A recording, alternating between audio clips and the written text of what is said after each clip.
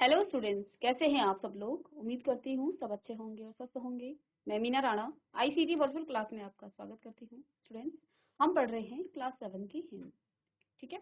और हिंदी व्याकरण में हम उपसर्ग और प्रत्यय कर रहे थे। उपसर्ग हम पढ़ रहे थे। उपसर्ग के 3 भेद हमने यहाँ पढ़े।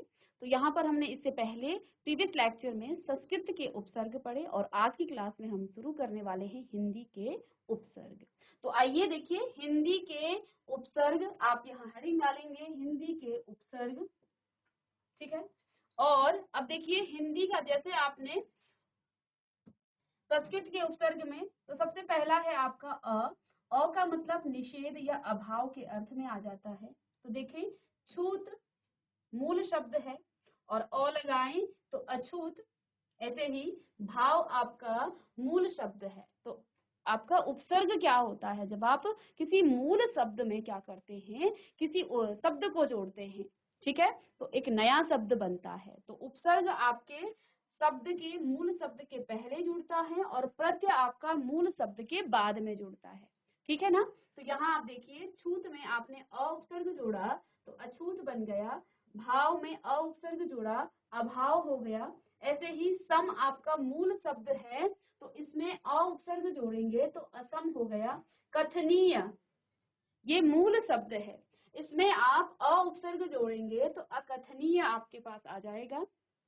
ऐसे ही व्यवस्थित में आप अ उपसर्ग जोड़ें तो अव्यवस्थित हो जाएगा। और फिर ऐसे ही छूत आप पहले कर चुके थे, ये तो पहले भी हो गया है। ज्ञान में आप अ उपसर्ग जोड़ें तो अज्ञान, ज्ञात में अज्ञात, सफल में असफल, कल्पनीय में अ उपसर्ग जोड़ेंगे तो अकल्पनीय, थाह अ उपसर्ग जोड़ें अथाह, काट्य तो अकाट्य। ऐसे ही गिनत में अन, चलिए ये आपका नीचे है। तो अ उपसर्ग, अ का यहाँ पर जो अर्थ है वो आपका निषेध के अर्थ में है या अभाव के अर्थ में है। और किसके निषेध और किसके अभाव में, जो भी आपके पास मूल शब्द दिया गया होगा उसके निषेध में और उसके ही अभाव में। छूत जो छुआ जा सकता, अछूत जिसको आप छू नहीं सकते हैं। तो देखो ये इसी का अभाव का ये अर्थ बता रहा है, उसी को निषेध कर रहा है। भाव अभाव, ठीक है। ऐसे ही सम असम, कथनीय अकथनीय। तो एक नए शब्द, यहाँ से नए शब्दों का निर्माण हुआ है। तो ये आपके हिंदी का पहला उपसर्ग, ठीक है।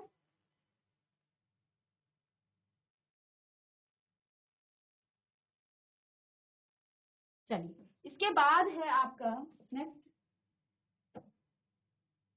अन उपसर्ग। तो अन का मतलब बिना के अर्थ में, यानी कि इसका जो अर्थ है बिना के अर्थ में, ठीक है। चलिए, तो यहाँ कहा आपका मूल शब्द है, ये आपका मूल शब्द है, मूल शब्द, ये आपका मूल शब्द है और इससे आपका नया शब्द बना है। व्युत्पन्न शब्द लिखा है लेकिन मैं यहाँ आपको नया शब्द लिख रही हूँ, ठीक है ना। इसी प्रकार से ये भी आपका मूल शब्द है, ये आपका मूल शब्द हो गया और ये आपका नया शब्द इससे जो बना है, नया शब्द बना है, ठीक है। तो कहा आपके पास एक मूल शब्द है, इसमें आप अन लगाएंगे, अन कहा, ठीक है। कहा अन कहा।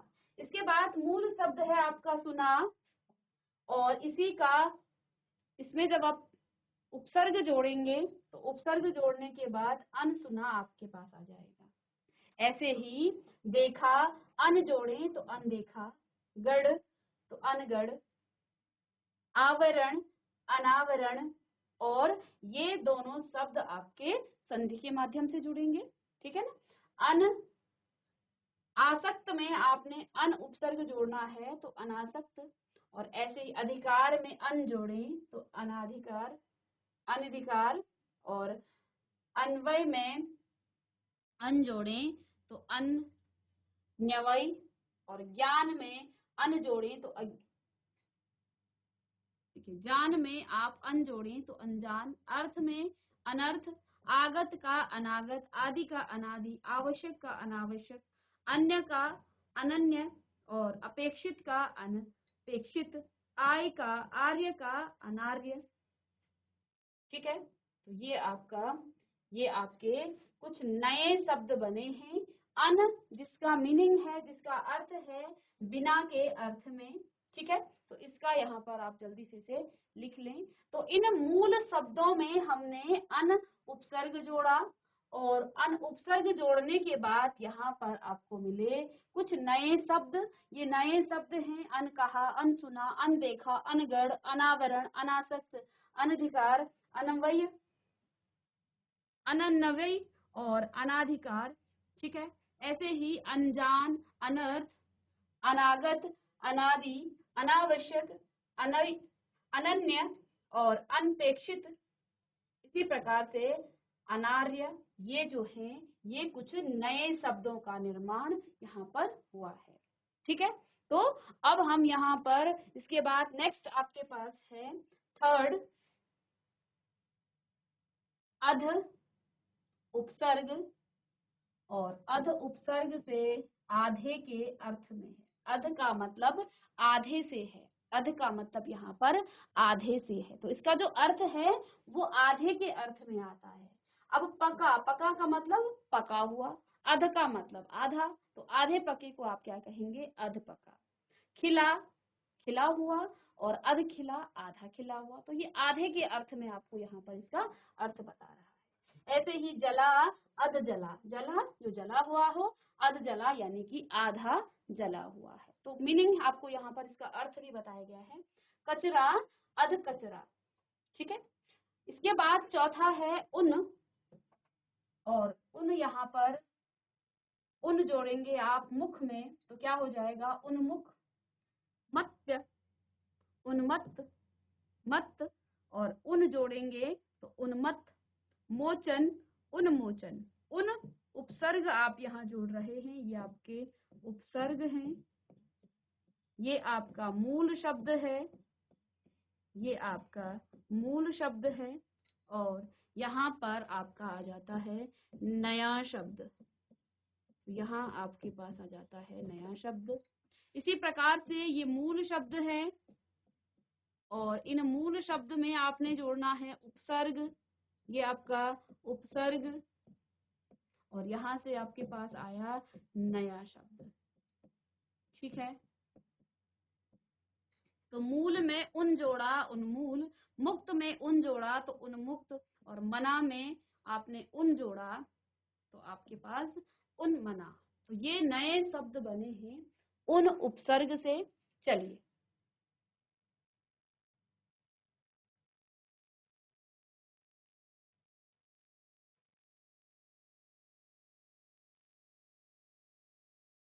और जैसा कि प्रीवियस लेक्चर में मैं आपको बता चुकी हूँ, जब भी आपको किसी शब्द से उपसर्ग निकालना है तो आप मूल शब्दों को निकालेंगे पहले, ठीक है ना। जैसे अवघड़ लिखा है तो इस अवघड़ से आप क्या करेंगे, मूल शब्द निकालेंगे, ठीक है ना। तो मूल शब्द आपका क्या हो जाएगा, घड़ हो जाएगा।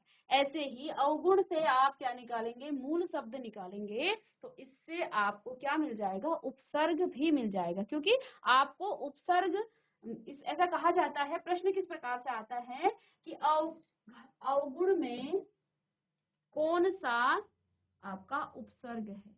यहाँ पर लिखा होगा, प्रश्न किस प्रकार से पूछे जाते हैं कि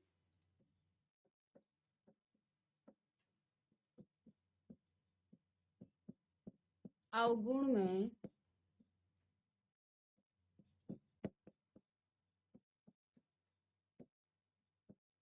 कौन सा उपसर्ग है,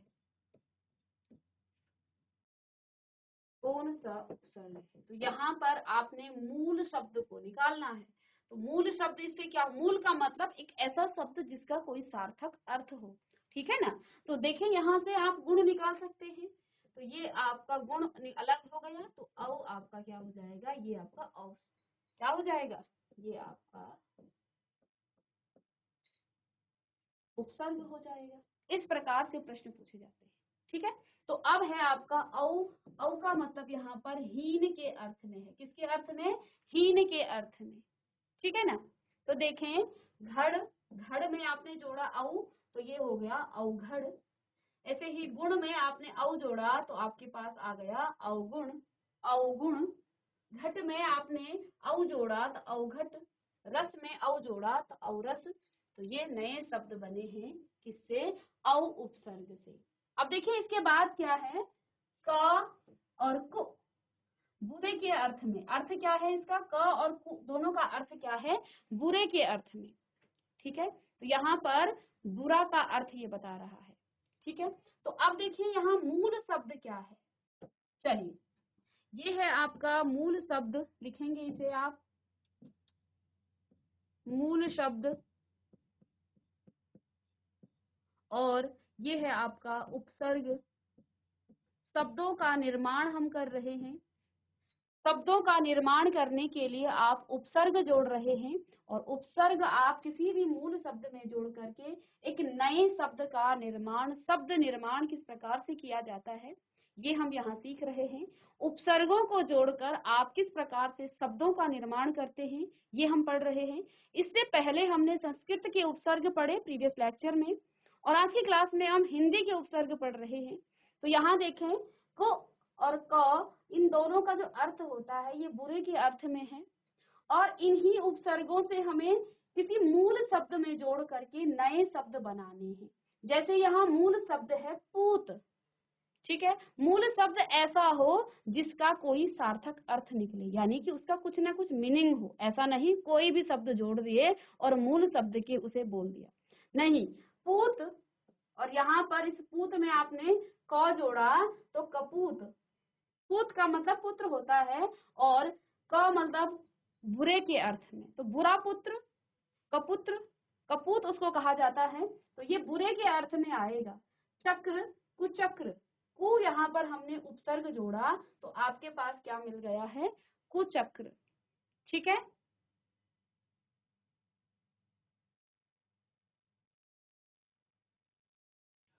चले, ठीक है।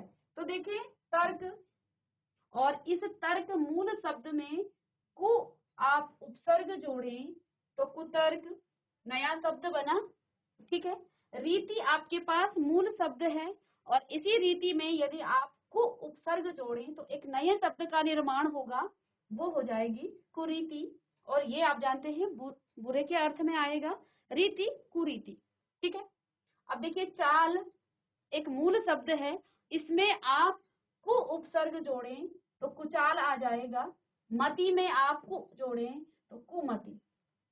देख रहे हैं किस प्रकार से नए शब्दों का निर्माण हो रहा है, किस प्रकार से नए शब्द बन रहे हैं। ऐसे ही पुत्र, कुपुत्र, कर्म को उपसर्ग जोड़ा तो कुकर्म आ रहा है। दृष्टि में आप कु जोड़ें तो कुदृष्टि, रूप में कु जोड़ें तो कुरूप, चेष्टा में आप कु जोड़ें तो कुचेष्टा, और शासन में कु जोड़ें तो कुशासन, मुखी में आप, सॉरी ये चौ में आ गया। तो ये देखिए क और कु उपसर्ग से बनने वाले, ये उपसर्ग हैं, इससे बनने वाले नए शब्द ये हैं। हम यहाँ शब्द निर्माण कर रहे हैं उपसर्ग को जोड़ करके, और इसके बाद हम पढ़ेंगे प्रत्यय। उपसर्ग किसी भी मूल शब्द के आगे से लगता है और प्रत्यय मूल शब्द के बाद लगता है। हम उपसर्ग जोड़ रहे हैं जो कि मूल शब्द के आगे से लग रहा है, तो इसे नोट डाउन करें। ठीक है,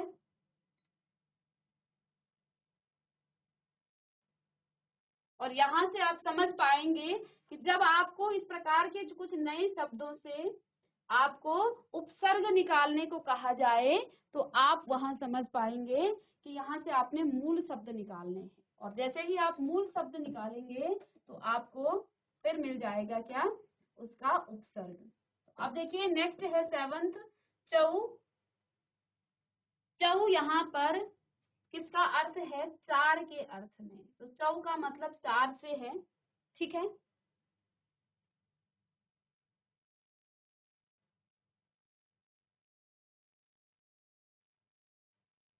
अब देखें मूल शब्द ये हैं, ये आपके मूल शब्द हैं,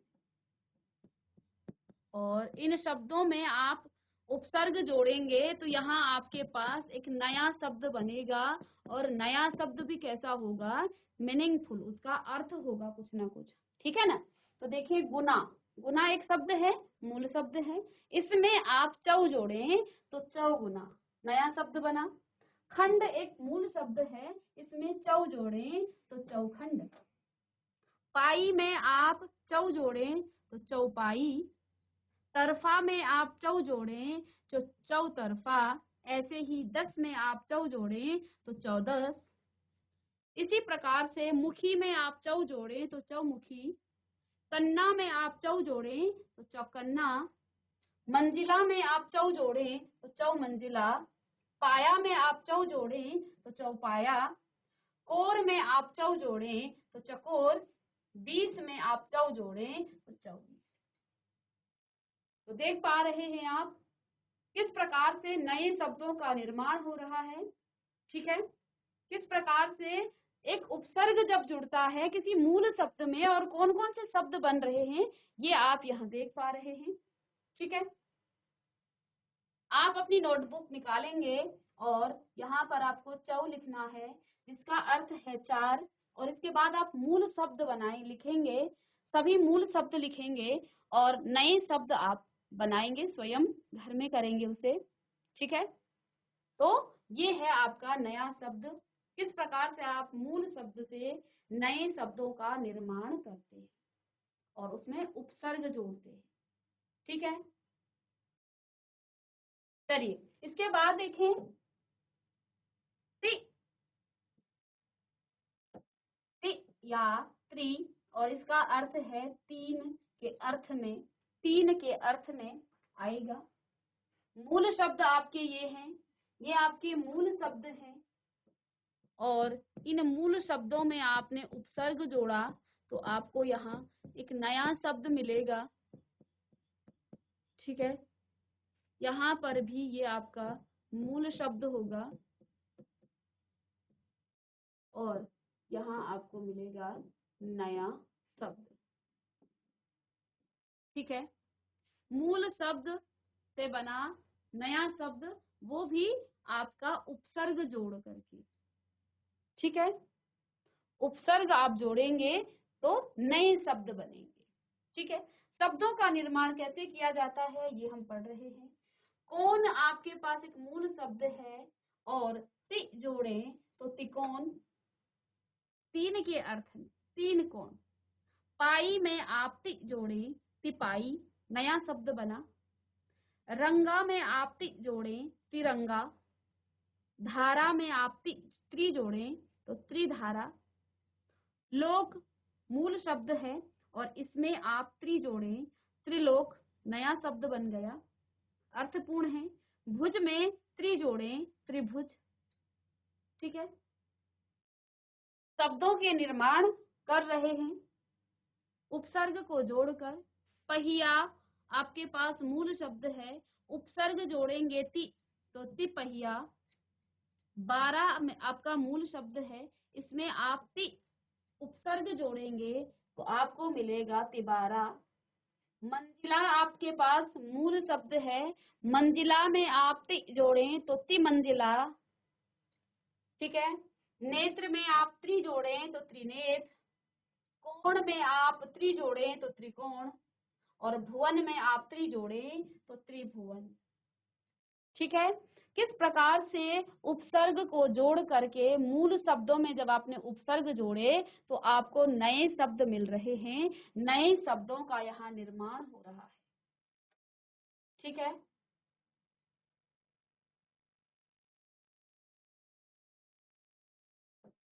तो आप ति लिखें और त्रि लिखें ऑब्लिक करके, अर्थ इसका तीन से है। ठीक है, और मूल शब्दों को लिखेंगे और इसमें आप उपसर्ग जोड़ करके नए शब्द बनाएंगे। ठीक है,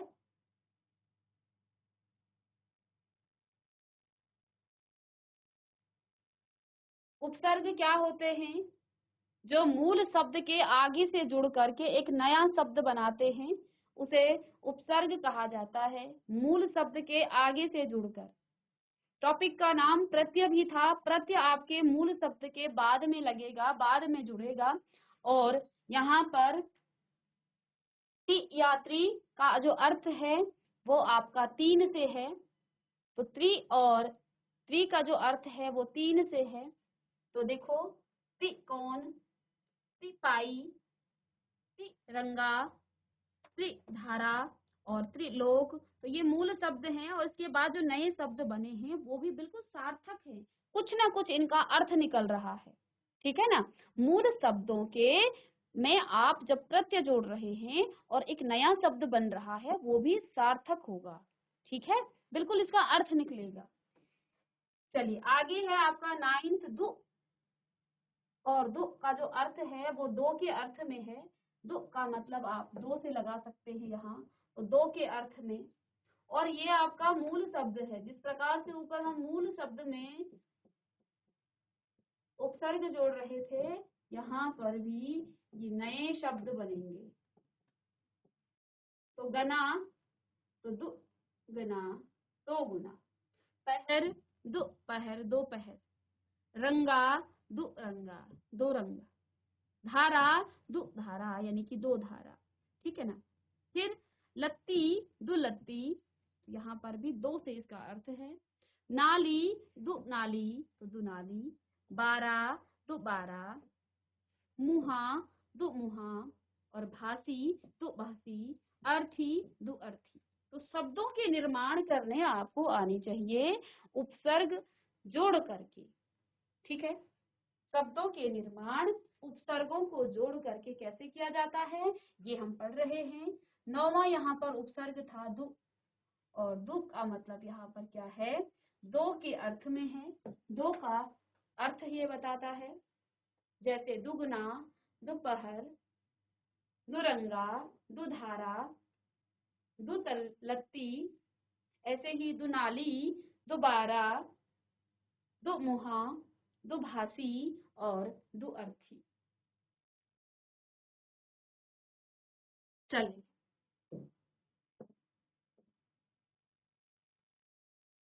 इसके बाद है आपका नेक्स्ट उपसर्ग नि। उपसर्ग है नि और इसका अर्थ है बिना। नि का मतलब बिना। अब किसके बिना, बिना ये किसका होगा,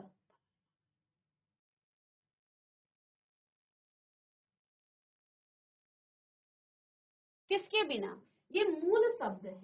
इस मूल शब्द के बिना, जैसे डर लिखा है, डर में आप नि जोड़ें तो इसका जो अर्थ आएगा निडर, जो डरता नहीं उसे निडर कहा जाएगा। तो ये मूल शब्द के अर्थ में आएगा। बिना, नि का मतलब आ जाएगा बिना। तो यहाँ देखिए नि धन डर, निडर। हत्था, तो निहत्था, जिसके हाथ के साथ निहत्था, जिसके पास हथियार ना हो उसे निहत्था कहा जाएगा।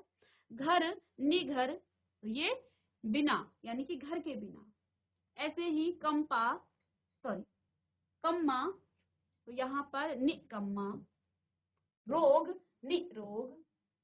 ढाल, निढाल, तो ये आपका नि जो है बिना के अर्थ में आया है। ठीक है, तो जल्दी से लिखें, ये बिना के अर्थ में नि आया है।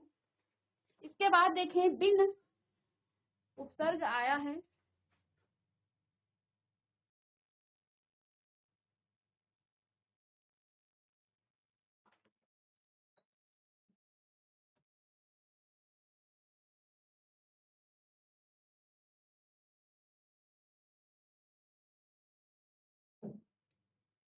बिन रहित के अर्थ में। ठीक है, ये आपका रहित के अर्थ में। तो देखो मूल शब्द है मांगा, और बिन लगाएंगे तो बिन मांगा। देखा, बिन देखा। ठीक है, और इसके बाद देखिए ब्याहा, बिन ब्याहा। और चाहा, बिन चाहा। तो आप देख पा रहे हैं जितने भी शब्द, लगभग सारे शब्दों को हम यहाँ कवर करने की कोशिश कर रहे हैं। ठीक है, भर, भर का मतलब पूरा के अर्थ में। पेट, और भर लगाएंगे भर पेट, पूरा। सक, भर, तो भर सक। ऐसे ही पूर, भरपूर, ये शब्द नया बना। पाई, भरपाई, तो इससे भी नए शब्दों का निर्माण हुआ। भर भी आपका एक क्या है, उपसर्ग है। भर भी यहाँ पर एक उपसर्ग है। ठीक है, चलिए इसके बाद नेक्स्ट है आपका 100 उपसर्ग। और 100 उपसर्ग के साथ ही आपके हिंदी के जो उपसर्ग हैं वो आपके समाप्त हो जाते हैं। सौ का मतलब समान या सहित के अर्थ में है। तो रोष, सरोष, जीव, सजीव, दोष, सदोष, पत्नी, सपत्नी। तो ये सहित या समान के अर्थ में आता है। ठीक है, इसी प्रकार से सौ में आपका देखो पूत में भी सपूत लग जाएगा, सौ लगेगा तो सपूत एक नया शब्द बनेगा। जाति में आप 100 उपसर्ग लगाएंगे तो सजाति। हर्ष में आप 100 उपसर्ग लगाएंगे तो सहर्ष। चेतन में आप 100 लगाएंगे तो सचेतन। ऐसे ही गोत्र में आप 100 उपसर्ग लगाएंगे तो सगोत्र। धन्यवाद में 100 लगाएंगे सधन्यवाद। तो आपने करना क्या है, उपसर्ग लिखना है, उसका अर्थ लिखें, इसके बाद मूल शब्द लिखें और नए शब्दों का निर्माण आप स्वयं करेंगे। नए शब्दों का निर्माण स्वयं करें।